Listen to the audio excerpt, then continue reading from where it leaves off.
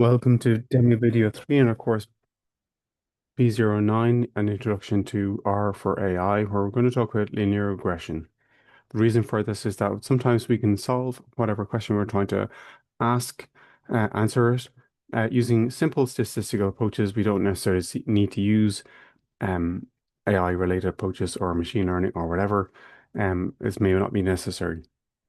So what are we trying to do with linear regression? We're trying to use X here as a predictor for Y, and that depends on the value in as of B. And it also depends on the baseline level of Y as well, which is represented by A.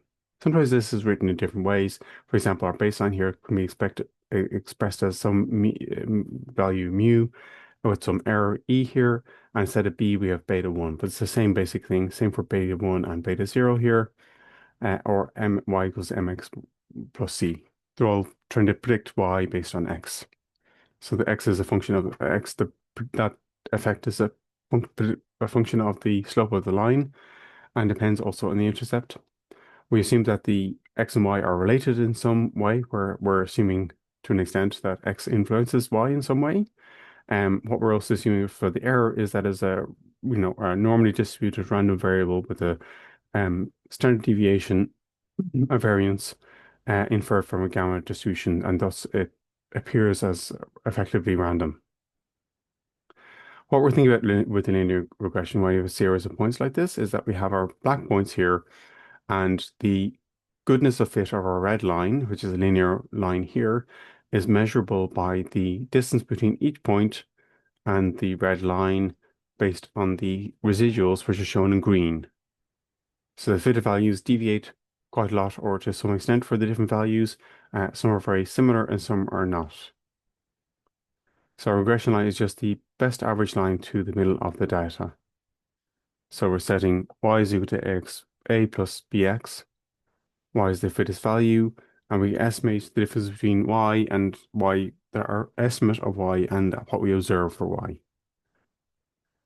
So our error is the difference between the actual value and the estimate. That's our residual. And what we can do is sum up these residuals to get a sense of how big they are. So here the residual is the absolute value here. And we're looking at that point on the line. And what we would do is to get the sums of squares of the residuals to get a sense of how large they are. We can also have other metrics. So we might use, for example, the R squared value to measure how good the fit of X and Y is, to what extent are they correlated or not. One consideration then if we're building models is that if we add uninformative parameters to a model, the adjusted R squared is a better metric because it penalizes the addition of extra parameters. So if you add informative parameters to a model, both adjusted R squared and R squared will increase, whereas if you add an uninformative one, the adjusted R squared may in fact drop. As a function of this formula here, where we have 1 minus 1 minus 1 minus R squared over n minus 1 for n parameters, and n minus k minus 1 for the as the denominator.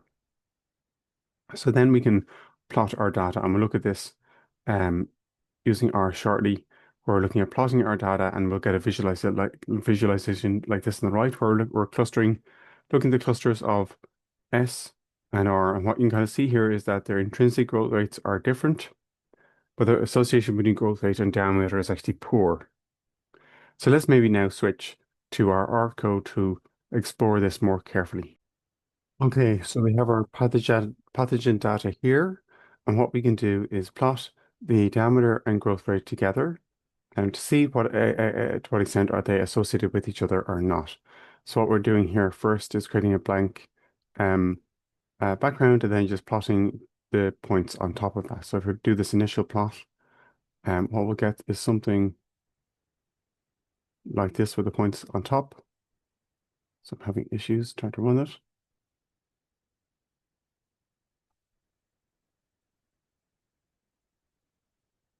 So we see a plot like this, where we can see that for the two groups, S and R, the smoothed GM smooth is plotting a smoothed line, and what you see is that they're both pretty flat for the two groups together. If we separated this so that we have um, no color for the outcome. I would take that away. I would take this part away as well at the end, and just run this part only. What we'll find is that we get appear to have a smoother this best fit line that appears to increase. So this is an example of Simpson's paradox, where for us, when we compare the two groups together, there is no evidence of any trend whatsoever. However, if we merge the two groups, we do see a positive trend. So this is because the growth rate of S and R and the diameter of S and R are intrinsically different. They're both features of the same output, but they're not necessarily associated with each other within the groups. If we look at the used Carter test, look at the correlation, we see a correlation coefficient of about 0.3. And what we can see is that there's a large t statistic associated with that, and our confidence interval does not intersect zero, suggesting that this is likely to be an estimate that is different from zero, suggesting that there is a positive correlation. However, if we take a subset where we're looking at the susceptible ones, what we see as the correlation now is 0.026, and this intersects zero, suggesting that there's no evidence of a correlation between them. If we do that for the resistant group, again we see 0.04, intersecting zero for the confidence interval, suggesting there's no evidence of a real effect there. If we do the same for zone versus growth rate, again we get the same picture where there's no correlation. If we do it just for each group alone, if we remove this part here,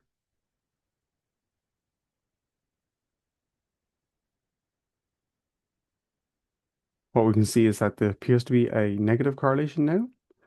But in reality, we know that it's an artifact of the intrinsic differences between the groups. So here we see that they're negatively correlated, minus 2.8. We see no evidence of a negative correlation or positive correlation within the S group, nor within the R group. There's no evidence of anything. Similarly, if we look at the correlation, the extent to which things are correlated between diameter and zone, we can plot them here.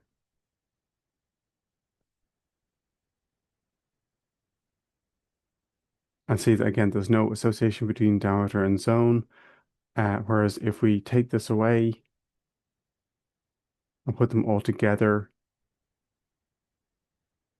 we do see a negative correlation.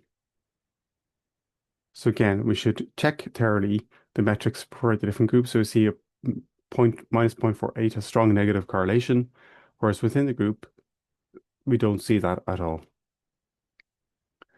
So we can see that exploratory data analysis is important to understand best what's going on within each group. So what we can do is look at the association between growth rate as being predicted by zone and diameter.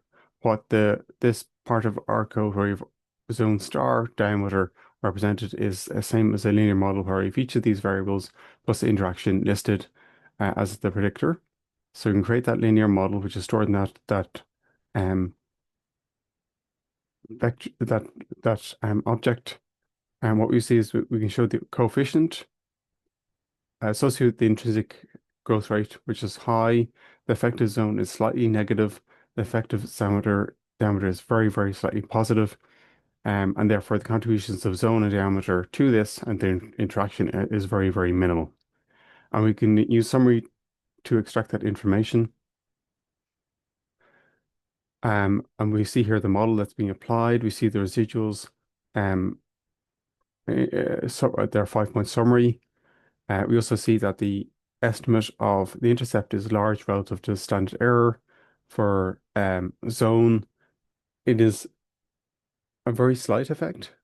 And for diameter, again, is a very, very slight effect, and the same for their interaction. So the extent to which they're correlated is very low.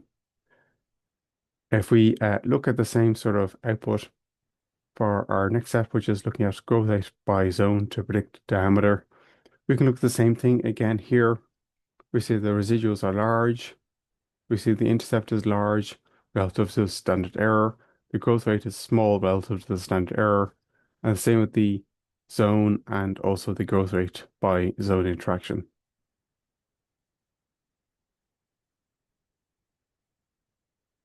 So that means we can try our um, next one. So using growth by diameter to predict the zone of inhibition. So here we see, again, large residuals. The intercept is a very large value relative to the standard error. And the growth rate has a very, very small, well, a small effect on the zone. The diameter has an even a small, but is somewhat associated with the zone, and their interaction is no effect. So that can kind of give us a sense of what is going on here. We can plot the residuals. So this is the parts that are left over. And what we see um, is that we can see two clusters of points here. So it may not be the most visible here, um, but if we make it smaller, this might make it more easy. So you can sort of see there's two clouds of clusters here representing those two different points. And they're separated across here on the um, x-axis because the fitted value is different. If we do a QQ plot, again, we see that while many of the data points do fall on the theoretical quartiles, at the ends they are somewhat different. If we do this for the other options, we kind of get the same overall pattern where we have two different groups, um, and we see that again and again. So this suggests that this the association between these variables is very weak, and therefore trying to make inferences based on this may not be the wisest thing to do. But let's try creating a new dataset pathogen S2 and has the isolate ID, diameter, growth rate, and zone. And what we're doing is that we're trying to compare this to our existing dataset. So you can see the structure there. We have R2 listed there. So let's do the view function to look at it directly.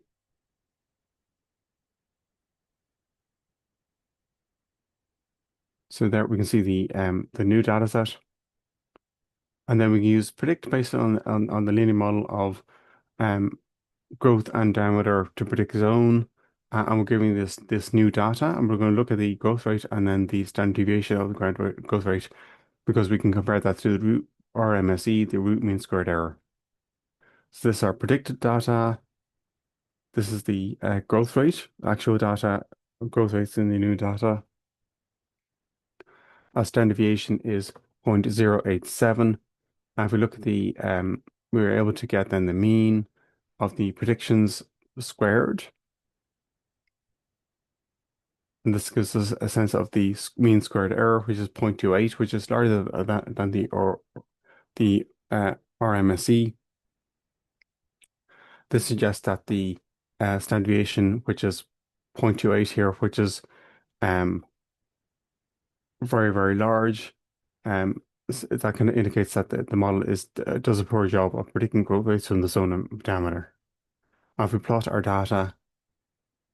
new data versus the predicted data, what we can see is that the new data um, on the y-axis is quite different from the predictions on the x-axis.